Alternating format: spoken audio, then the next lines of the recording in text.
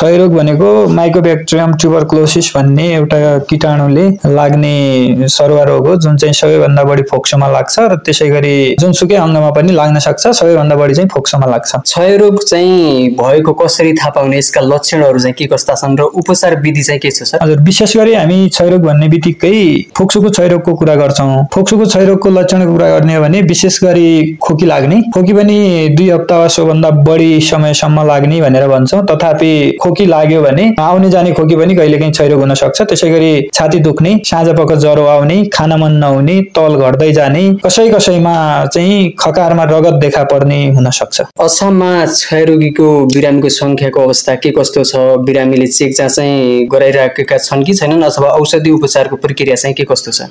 यो अछाममा चाहिँ अहिले हाम्रो यो आर्थिक वर्ष 2081-82 मा माघ मसान्तसम्ममा 118 जना क्षयरोगका बिरामी पत्ता लागेका छन् भने अब यो आर्थिक वर्षको त्यही माघ मसान्तसम्मकै तथ्याङ्क हेर्ने हो भने 5 जनाको मृत्यु भएको देखिन्छ।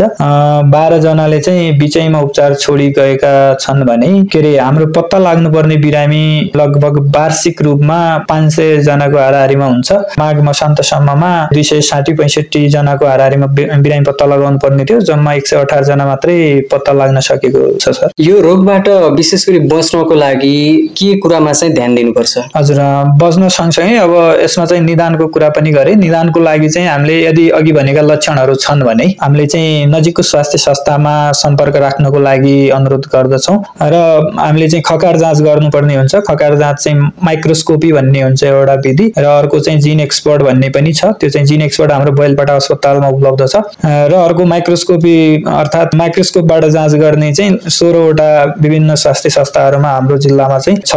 अनि त्यसैगरी यसको उपचार पनि नियमित रूपमा गर्नुपर्ने हुन्छ। डट्स विधिबाट उपचार गर्ने भनेर भन्छौँ। नियमित रूपमा औषधि सेवन गर्यो भने 6 महिनाको यसको उपचार अवधि हुन्छ। 6 महिनाभन्दा कहिलेकाहीँ बढी पनि हुन सक्छ र 6 महिनाको उपचार अवधिमा चाहिँ नियमित रूपमा स्वास्थ्य कर्मीको निगरानीमा औषधि सेवन गर्नुपर्ने हुन्छ।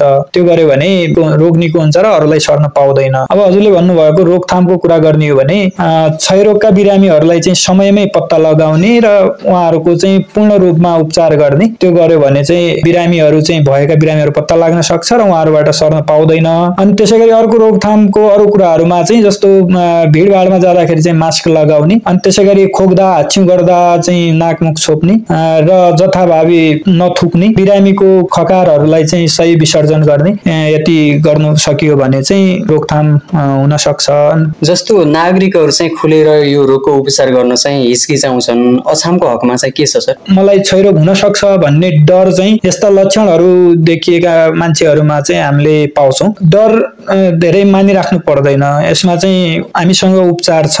यो चाहिँ एकदम इफेक्टिभ उपचार छ। हामीले 6 महिना उपचार गर्ने हो भने समयमै क्षयरोग पत्ता लगाएर क्षयरोगको उपचार पूर्ण रूपमा गर्ने हो भने यो निको हुन्छ। डराउन चाहिँ आवश्यक छैन। अन्तिममा चाहिँ के आग्रह गर्न चाहनुहुन्छ? हाम्रो अछाम जिल्लाका सम्पूर्ण जनसमुदायहरूलाई चाहिँ हाम्रो स्वास्थ्य कार्यालयको अनुरोध के छ भने क्षयरोगका अघि मैले भनेका लक्षणहरू यदि तपाईसँग छन् भने एकपटक नजिकको स्वास्थ्य संस्थामा चाहिँ सम्पर्क राख्न हुन अनुरोध गर्न चाहन्छौँ। र त्यसैगरी जसले चाहिँ औषधि सेवन गरेर राख्नु भएको छ, औषधि सेवन गरेर राख्नु भएको बिरामीहरूले नियमित रूपमा स्वास्थ्य कर्मीकै निगरानीमा औषधि सेवन गरिदिनुहोस् र यहाँलाई चाहिँ पक्कै पनि क्षयरोग निको हुन्छ।